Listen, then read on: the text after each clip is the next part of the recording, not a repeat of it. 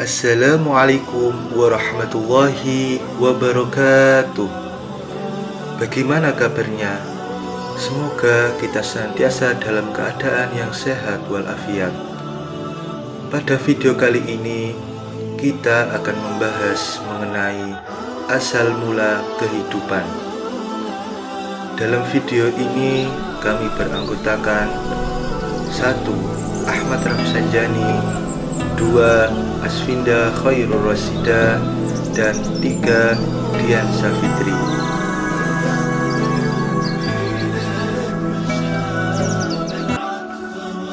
Pada subbab yang pertama ini akan membahas mengenai air dan kehidupan. Tatkala Allah telah menciptakan bumi serta langit, dan Dia hendak menciptakan manusia di atas bumi, Allah terlebih dahulu menciptakan air yang merupakan sendi kehidupan manusia dan segenap makhluk hidup di sekitar manusia. Allah Subhanahu wa Ta'ala berfirman dalam surat Al-Anbiya ayat 30. A'udzu billahi minasy syaithanir rajim. Awalam yaral ladzina kafaru anna as-samawati wal arda kanata ratqan fafataqnahuma waja'alna minal ma'i kulla syai'in hayy afala yu'minun. Dan apakah orang-orang kafir tidak mengetahui bahwa langit dan bumi dahulunya menyatu, kemudian kami pisahkan antara keduanya, dan bahwa kami jadikan segala sesuatu yang hidup berasal dari air? Maka mengapa mereka tidak beriman?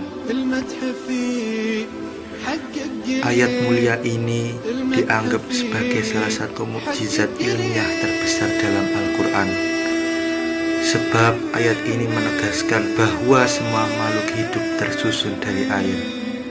Jadi sendi kehidupan manusia, hewan, dan tumbuh-tumbuhan adalah air.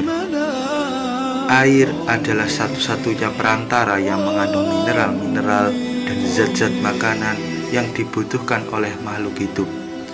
Kalau bukan karena air, niscaya tak ada kehidupan di permukaan bumi.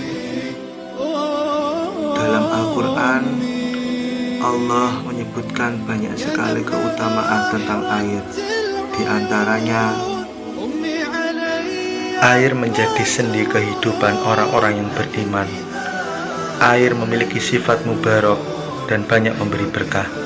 Air sebagai suatu bukti dan tanda atas eksistensi Allah dan keesaannya. Dan Allah telah menjadikan segala sesuatu yang hidup berasal dari air. Kemudian, air juga merupakan sebagian di antara tentara-tentara Allah dan perantara untuk menghancurkan orang kafir. Kemudian fungsi air ialah mensucikan. Dan yang terakhir, sebelum kita menunaikan salat harus bersuci menggunakan air. Sungguh Allah telah menjadikan air memiliki keistimewaan yang tidak dimiliki oleh unsur-unsur lain yang ada di permukaan bumi. Hal itu dalam rangka kelangsungan kehidupan di permukaan bumi. Untuk yang berikutnya, makhluk tersusun dari air.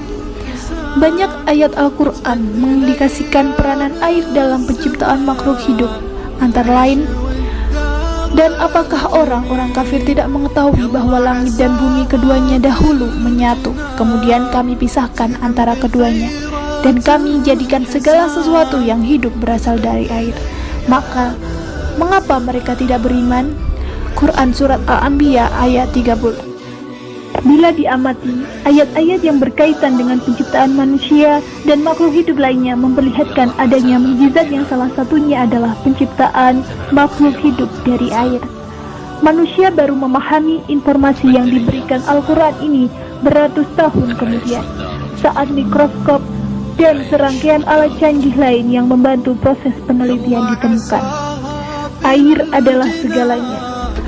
Air adalah komponen utama supaya makhluk dapat melanjutkan kehidupannya. Sebanyak 50-90% berat makhluk hidup disumbangkan oleh air. Semua makhluk hidup memerlukan air untuk dapat bertahan hidup. Sekali lagi dapat ditegaskan bahwa kehadiran air dan kehidupan sangat erat kaitannya. Seberapa dekat kaitan antara air dan kehidupan dapat dilihat dari beberapa sudut pandang. Air ditengarai sangat dekat dengan makhluk hidup karena khususnya untuk kebanyakan hewan, perkembangbiakannya selalu berkaitan dengan cairan yang berupa air mani. Penafsiran kedua terhadap air sebagai asal-muasal kehidupan diduga karena air merupakan unsur terpenting bagi makhluk untuk dapat bertahan hidup. Yang ketiga, bahwa semua kehidupan dimulai dari air. Air dalam hal ini lebih tepat bila diartikan sebagai laut.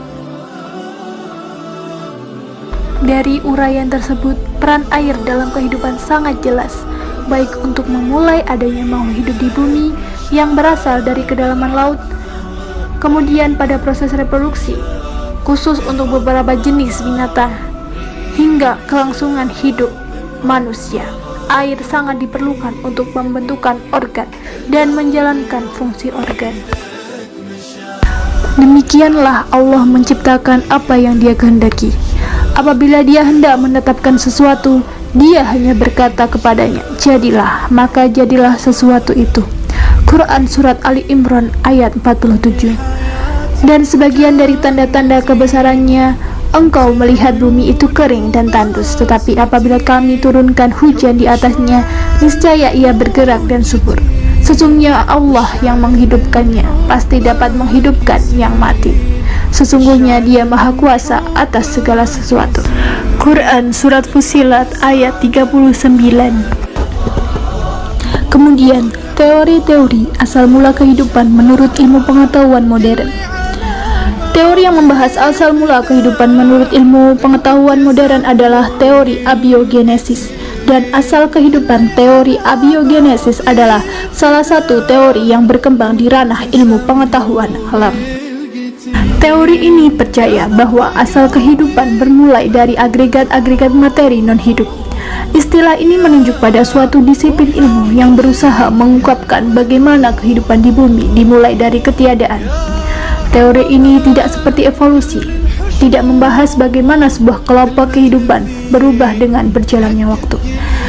Asam amino yang lazim dikenal di kalangan peneliti sebagai kelompok pembangun kehidupan, the building block of life, adalah salah satu komponen yang dapat terbentuk secara alami melalui reaksi kimia seperti terlihat dari eksperimen Miller dan Urey. Keduanya mencoba melakukan simulasi suatu keadaan saat bumi mulai ada. Pada semua makhluk hidup, asam amino ini diubah konstruksinya oleh asam nukleat atau nucleic acid menjadi protein. Asal mula kehidupan menurut Islam. Sudah menjadi pertanyaan, kapan kehidupan di dunia ini bermula? Al-Quran telah memberi jawaban yang tegas, yakni bahwa kehidupan bermula saat alam semesta tercipta. Berikut ayat di dalam Al-Quran yang menjelaskan mengenai hal tersebut. Yang pertama, yakni pada Quran Surat Al-Anbiya ayat 30, yang artinya, dan apakah orang-orang kafir tidak mengetahui bahwa langit dan bumi keduanya dahulunya menyatu. Kemudian kami pisahkan antara keduanya, dan kami jadikan segala sesuatu yang hidup berasal dari air. Maka mengapa mereka tidak beriman? Yang kedua, yakni pada Quran Surat Fussilat ayat 11, yang artinya, kemudian Dia menuju ke langit, dan langit itu masih berupa asap. Lalu Dia berfirman kepadanya dan kepada bumi, datanglah kamu berdua menurut perintahku, dengan patuh atau terpaksa. Keduanya menjawab, kami datang dengan patuh. Dari dua ayat tersebut dapat kita fahami bahwa ketika alam semesta diciptakan, Maka kemudian Allah Subhanahu wa Ta'ala menciptakan kehidupan di alam semesta ini. Setelah mengetahui bahwa kehidupan bermula ketika alam semesta tercipta, maka kehidupan di dunia ini juga bertahap seperti halnya alam semesta diciptakan. Kita seharusnya memahami bahwa penciptaan itu berlangsung secara bertahap dan bukan sekaligus, atau yang dalam bahasa Arab disebut daf'ah wahidah. Dalam terminologi sains penciptaan atau keberadaan makhluk dalam kondisi seperti ini dinamakan evolusi. Petunjuk Al-Quran tentang persoalan ini banyak ditemukan, di antaranya dalam penciptaan langit dan bumi. Yang pertama yakni pada Quran surat Al-A'raf ayat 54. Ayat ini menjelaskan penciptaan langit, bumi, matahari, bulan, dan bintang serta silih bergantinya siang dan malam. Penyebutan 6 masa dalam penciptaan langit dan bumi seperti yang diungkapkan pada ayat ini menunjukkan adanya pentahapan dalam penciptaan. Keberadaan langit dan bumi serta semua yang ada di alam semesta terjadi secara bertahap atau evolusi. Yang kedua yakni pada Quran surat Al-Baqarah ayat 29. Melalui ayat ini Allah Subhanahu wa Ta'ala menjelaskan bahwa Dialah pencipta apa saja yang ada di bumi. Usai menciptakan semua itu, Dia berkehendak menciptakan langit. Pada mulanya melihat redaksi ayat yang Allah ciptakan hanya 1 langit, sebelum Dia menyempurnakan menjadi 7 langit yang terbentang di ruang angkasa. Ungkapan tersebut lagi-lagi mengisyaratkan adanya pentahapan dalam penciptaan. Proses penciptaan makhluk hidup. Makhluk hidup adalah struktur biologis yang merespon perubahan lingkungan atau dalam entitas tersendiri. Keberadaan makhluk di jagat raya ini merupakan kehendak Allah yang Maha Kuasa. Penciptaan makhluk hidup erat kaitannya dengan awal mula kehidupan, sebab kehidupan terjadi karena adanya makhluk hidup. Setelah mengetahui bahwa awal mula kehidupan dimulai dengan tahapan-tahapan atau evolusi, maka dalam pembahasan proses penciptaan makhluk hidup juga berlaku evolusi untuk semua yang ada di alam semesta. Allah mengisyaratkan Al-Quran melalui firman-firman-Nya. Yang pertama yakni tumbuhan. Tumbuhan diyakini sebagai makhluk tingkat tinggi pertama di bumi. Dalam Al-Quran, surat Al-An'am ayat 99 telah dijelaskan mengenai evolusi tumbuhan. Keberadaan tumbuhan diawali dengan turunnya air hujan. Air hujan membasahi dan menyuburkan bumi. Dalam keadaan demikian, tumbuhlah tanaman dan pepohonan yang berasal dari benih-benihnya. Untuk menjadi suatu pohon yang besar dan berbuah, benih harus melalui proses yang relatif panjang, sesuai jenis dan keadaannya. Proses seperti yang diuraikan tersebut menunjukkan adanya evolusi. Selanjutnya, evolusi yang terjadi pada penciptaan manusia. Informasi tentang evolusi dalam penciptaan manusia dijelaskan dalam Al-Quran surat Nuh ayat 14 yang artinya, "Dan sungguh Dia telah menciptakan kamu dalam beberapa tingkatan atau kejadian." Melalui ayat pendek ini, Allah Subhanahu wa Ta'ala menjelaskan bahwa penciptaan manusia dilakukan melalui beberapa tahapan. Kemudian dalam ayat-ayat berikutnya Allah menguraikan secara lebih rinci bagaimana kejadian sejak dalam rahim, yaitu pada surat Al-Mu'minun ayat 12-14 yang artinya, dan sungguh kami telah menciptakan manusia dari saripati berasal dari tanah, kemudian kami menjadikan simpan dalam tempat yang kokoh, yaitu rahim.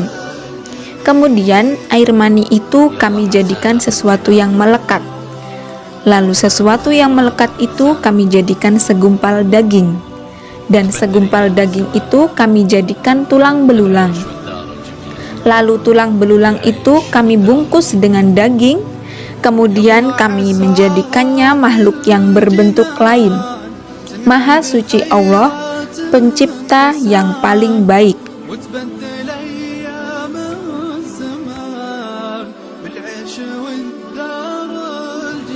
Evolusi yang terjadi pada penciptaan binatang atau hewan. Organisme yang berupa binatang diperkirakan muncul beberapa masa setelah tumbuhan diciptakan lebih dulu. Dari masa itu hingga masa kini, dunia binatang dan tumbuhan masih terus berkembang. Binatang seperti halnya tumbuhan, bermula dari lautan. Hal ini sejalan dengan penjelasan Al-Quran bahwa kehidupan berasal dari air, baik dari langit maupun laut. Penciptaan hewan terdapat dalam Quran surat An-Nur ayat 45 yang artinya, dan Allah menciptakan semua jenis hewan dari air, maka sebagian ada yang berjalan di atas perutnya dan sebagian berjalan dengan 2 kaki, sedang sebagian atau yang lain berjalan dengan 4 kaki. Allah menciptakan apa yang Dia kehendaki. Sungguh Allah Maha Kuasa atas segala sesuatu. Dengan demikian, pernyataan yang ada di dalam Al-Quran mengenai asal-muasal kehidupan, proses penciptaan makhluk hidup, baik itu menunjuk pada kehidupan secara umum pada elemen yang dapat melahirkan tumbuhan yang tumbuh di tanah ataupun air mani yang dimiliki oleh binatang kelompok tertentu, adalah sesuai dengan data-data ilmiah yang ada pada saat ini. Sekian tadi penjelasan mengenai proses penciptaan makhluk hidup. Allah menciptakan apa yang Dia kehendaki. Sungguh Allah Maha Kuasa atas segala sesuatu. Demikianlah video yang dapat kami sampaikan. Mudah-mudahan apa yang ada dalam video ini dapat memberikan manfaat bagi kita semuanya. Apabila ada kurang maupun lebihnya, kami memohon maaf yang sebesar-besarnya. Wallahu muwaffiq ila aqwamit thoriq. Wassalamualaikum warahmatullahi wabarakatuh.